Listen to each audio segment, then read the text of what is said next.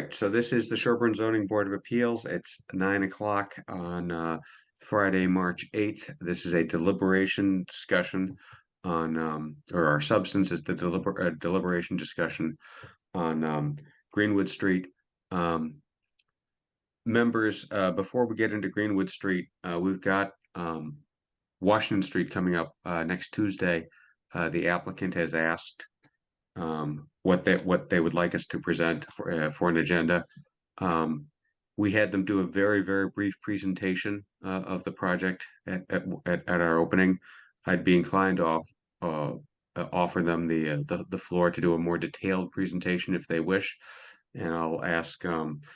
We'll probably want to talk about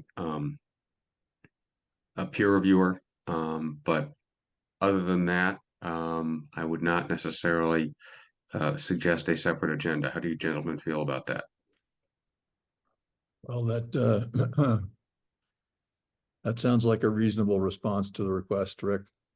Okay, wonderful. Okay. I can I speak for a second? Well, yes, you may, even though we're in Thank you. deliberations. Yes, It's ma'am. quick. It's about Wednesday, Tuesday with Washington Street. Yep. We have an agreement with Tetra Tech for Excellent. Washington Street. So the peer reviewer discussion really is all We're set. done. We're good. I will We're good. forward this to you all. All right, great. That's Okay. excellent. That's excellent. Good work, Right. Jeannie. Thank you. Jeannie Not and me. Jeremy behind the scenes, I'm sure, making that happen. Okay, moving to Greenwood Street. All right, and picking up where we were there, Jonathan, there seems to be, as you probably heard from the tape, the recording, that nobody uses tape anymore. I'm showing my age. As you heard from the recording, there's a lot of concern about sort of the cumulative impacts all around, well spacing and wells from septic spacing, a little bit less well from driveways and roadway spacing, and what we could, what if anything we can and should do about that. Another theme was, even though we try hard to resolve problems by conditioning a project as opposed to rejecting it outright, the developer has presented us here with an extremely tight site. There isn't much room to move things around, and that's a problem. But they did select that. What are your feelings on those topics, having viewed the recording? Okay, well, thank you. I will start by saying, thank you all and good morning. I agree with the comments that Todd and Zach and you made at the March 5th meeting with respect to concerns for water, septic, and the ability to maintain clean water in that area. I am very impressed by the Board of Health's comments to us in a memorandum dated February 5th, 2024. I think that room count is a major issue. As you said, the applicant took a very large site and chose to cut off this portion to put 4 homes on. And the room count is not, for each of the 4 houses, is not consistent with the requirements, our local requirements. And going through it, the lot 1, the affordable house that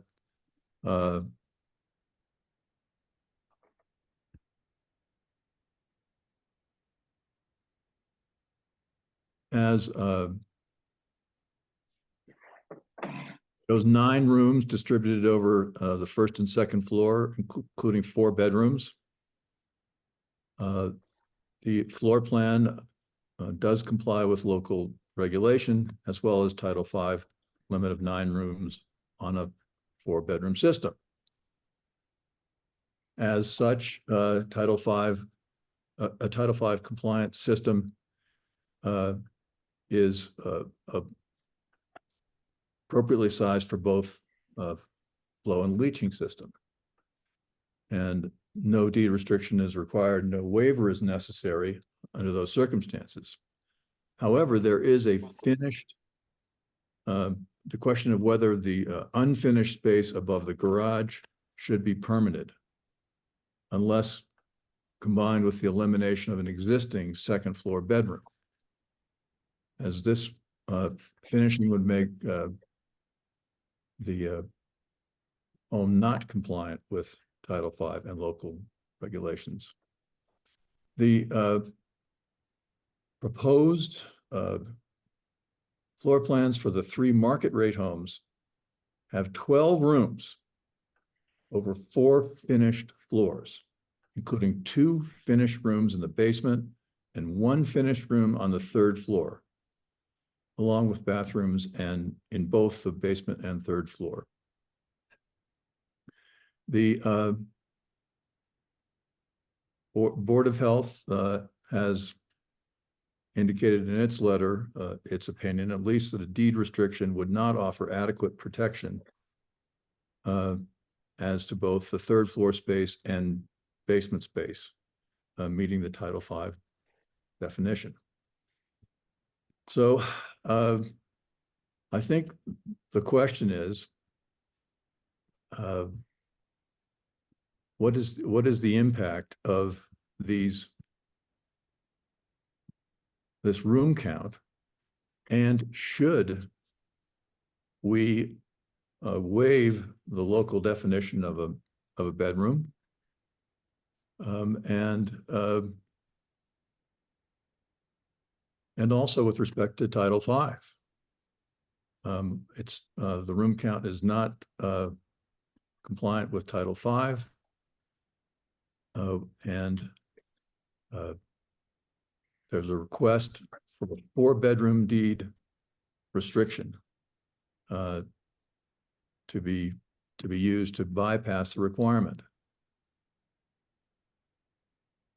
I agree with the Board of Health that a deed restriction, which is allowed but not an entitlement under Title V, would not be sufficient to protect the health and safety with respect to the water supply.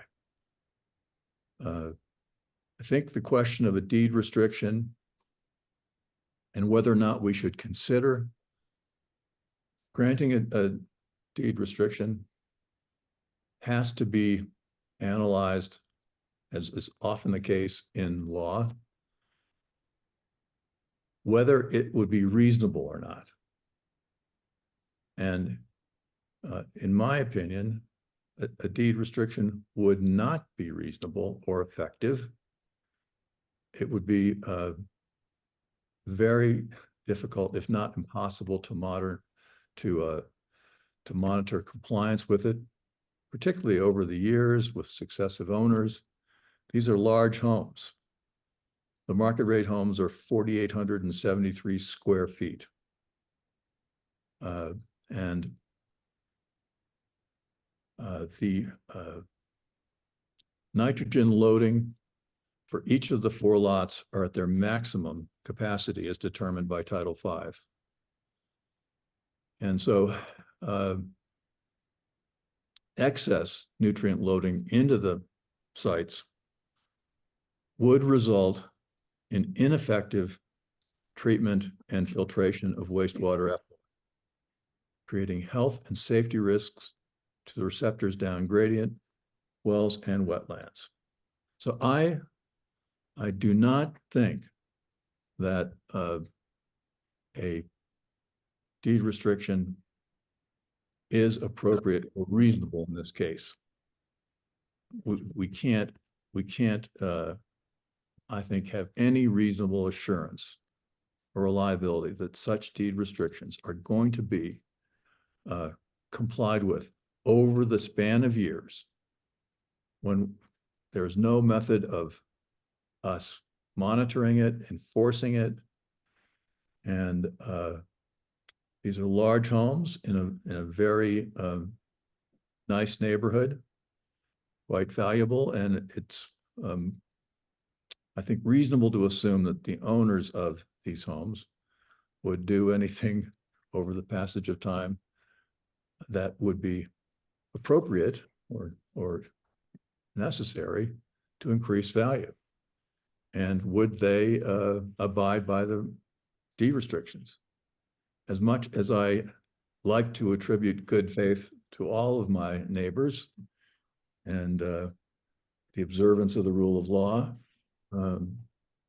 being assumed, I'm very, very skeptical as to whether deed restriction would be an effective tool for us in this case. My concerns about the overloading caused by the excess room count are aggravated or increased by the fact that the applicant, who chose to put pull 4 lots out of a much larger site, has a 40-unit apartment building on Washington Street planned. And we have asked, but have not received from the applicant an explanation or an analysis of what impact that apartment building would have on these lots. And I'm very concerned about such a large project being close to these lots. It's not going to help the problems I just raised with the quality of water. And I do think it is a fundamental legal principle that if someone is given an opportunity to offer evidence on a point and chooses not to, that the fact finder can draw a negative inference. The negative inference being that if they did attempt to show what the impact would be, it's likely that the impact would not support its position. So I think that a negative inference is entitled to be made with respect to the impact of the Washington Street apartments on these 4 lots. Our decision has to ultimately be based on our assurance or confidence that the Greenwood project would be protective of health and safety concerns. And I think that we've looked for ways to see if that can be done, how it could be done. And I'm convinced that there isn't a reasonable path for us to condition any permit for the construction of these 4 homes that would protect the water quality for these homes and those nearby homes. And it would not be responsible, in my view, for us to issue an approval of this project, since there aren't any available conditions to mitigate what our expressed concerns are. And as I said at the beginning, I agree with and incorporate really Zach and Todd's and Rick, your comments from the last meeting. So in summary, that is my view of the situation, and specifically with respect to the room count problem. Okay. Can I just make sure we're aligned on one math point? I thought I heard you say that the nitrate loading levels are at the limit for these houses. And I think what you meant to say was, if you believe in the deed restriction, they're at the night, they're at the limit for these houses. If you don't believe the deed restrictions are worked, they're 37% over. Right, Yeah, yeah, which is there's the problem. yes. Thank you for Um, clarifying that. Yep. um, all right. Um, thank you for all those comments, John. Very articulate and lawyerly as would be expected from a zoning lawyer. Um, uh, Zach, Todd, how do we feel about what Jonathan? Any reactions to Jonathan's commentary? Um, I think that Jonathan articulated it in a very concise and logical, articulated the issues we're facing in a very concise and logical manner, and put a fine point on something I was trying to ascertain last week, which was whether we could draw a negative inference from the lack of information, which he confirmed from his perspective. So, I feel his sentiments that the concerns are aggravated by the absence of addressing the cumulative effect of the other proposed development. I think taken in totality, we don't have options. I don't believe that there are reasonable options for waivers. Reasonableness being the ability to monitor and enforce, included in that reasonableness. And so I think I'd be inclined to deny this project for sort of lack of a constructive path forward from my perspective. All right, Mr. Labby. Yeah, I would agree with everything that my fellow board members have already said. Previously on the record, I've stated that I questioned the efficacy of deed restrictions due to those two key factors, in that we have limited ability to verify that they're being honored, and we have really no ability to enforce. That taken in combination with the overloading prospects of the land, the safety concerns of the water supply. I would agree with everything that's been said.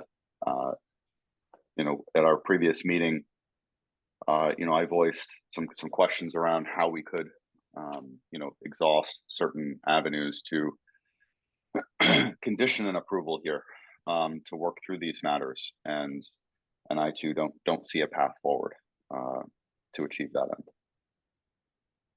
Okay. One of the things, well, and it sounds like, if I'm trying to pull the threads together, it sounds like we're of one mind that there isn't a really good condition the project, change the project, tweak it a little bit here, and it'll work path ahead here. Again, that's a tight, classic tight site, as we say in the development business, problem that this development team created by creating the tight site. It also sounds like as a group, we've got a sort of a consensus that it's a totality of circumstances. It's partly the room counts, partly deed restrictions not working on this at this scale, because the board has approved some deed restrictions in the condominium form for some other projects, but they're much more like the deed restriction that's being proposed for the affordable unit here. You've got unfinished space. It has to stay unfinished for us to give you this room count leeway. Here, it sounds like the applicant's essential position is, yeah, there are 12 rooms on 4 floors, but we're going to pretend it's something else. And I'm not sure that that's consistent with health and safety for this project. At least that's my own view, and it sounds like that's what I'm hearing from you guys. And let me know if I have it wrong. It sounds like even separately from the room counts, there's a significant issue with the site design, again, it can't really be fixed because of the tight site with which we're presented, where the wells and the septic systems essentially have to be too close. They have to be on top of each other vis-a-vis local regs. 100 to 120 feet versus 150 feet. And where that's a setback from a septic system, I think we're especially concerned about health and safety. Maybe it's not quite as critical concern as the driveways. But how are you going to, over the next 40 years, make sure someone who doesn't love salt isn't going to just salt the heck out of his driveway? So is that an okay summary of where we are, gents? I'm trying to put it in the words of all of us as opposed to just mine. Yeah, I think that's right. I think the biggest concern with domestic water supply is conformance with local regs, to the setbacks, to the disposal systems. Again, particularly given the fact that there are wetlands in close proximity to the site. I think there's a nitrogen sensitivity area as well. So I think it just substantially potentially increases the risk. All right, well, are we ready to make a decision on this one? Oh, sorry, Mr. Fitch. Well, I just wanted to also say, Rick, that I agree with the summary that you just made of our position. I think it's correct. Same for me. Well, Zach's going to have to write it, so I hope he agrees. But he'll also have the benefit of the recording. Are we ready to have a vote, I guess, on this? I believe we are. Okay. Zach, Todd, do you think there's any value to further deliberation, further review of the materials? I don't see what fruit could be born from further discussion. Okay. Yeah, I don't have any new ideas at this point. So. Okay. Me either. I'm not, it wasn't a dare. No. Mr. Fetch, are you prepared to make a motion?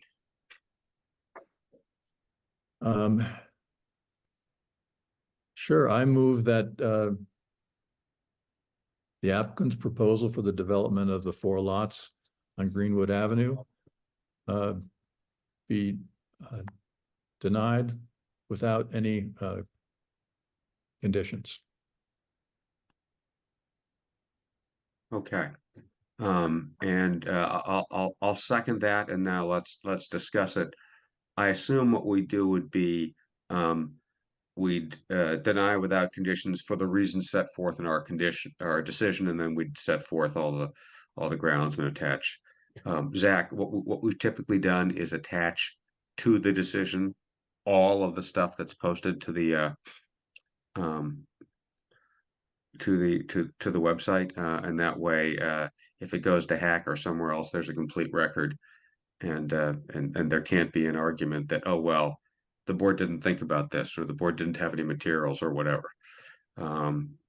People work hard sending those letters, and the Board of Health in particular doing their report to us, and if this is going to go to Hack or anywhere else, it ought to have the benefit of those materials. I agree. In my gladly limited litigation experience, I agree with that perspective. Good. Well, with all due respect to Jonathan and my colleagues who work in this area, my goal is to try to avoid litigation. I'm a business lawyer, but sometimes you can't. Yeah. Any further discussion on the motion to deny the petition of Greenwood Homes?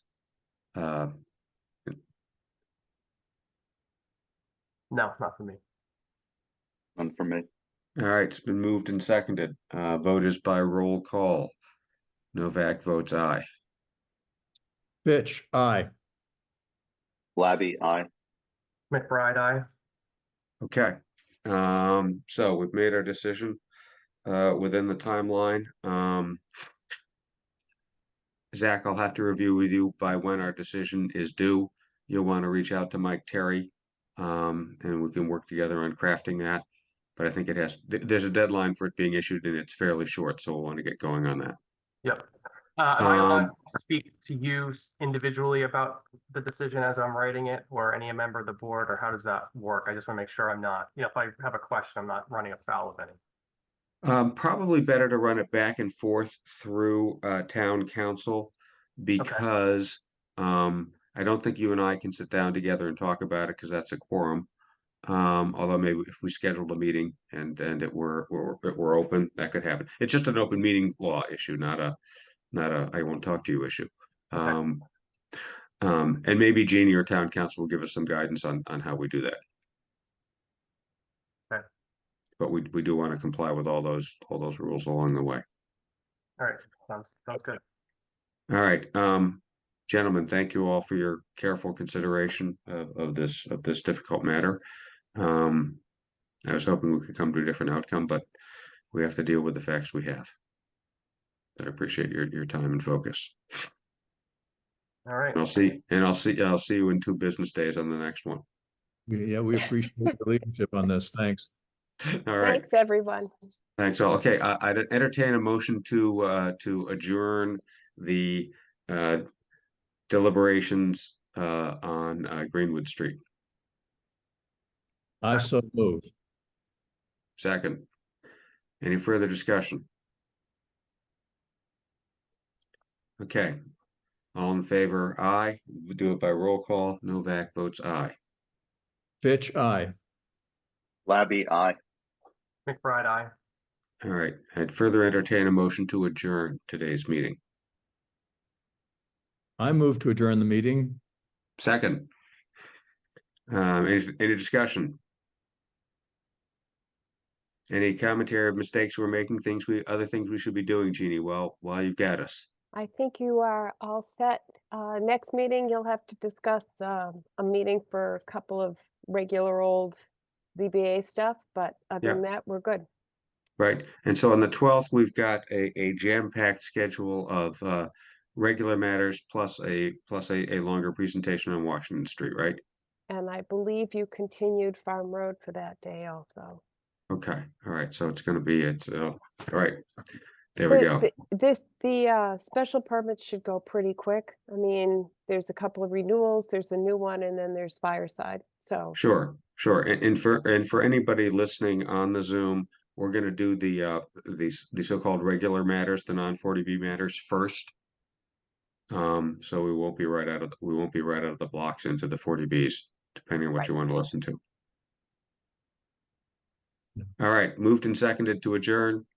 All in favor, say aye. Do it by roll call. Novak votes aye. Fitch, aye. Labby, aye.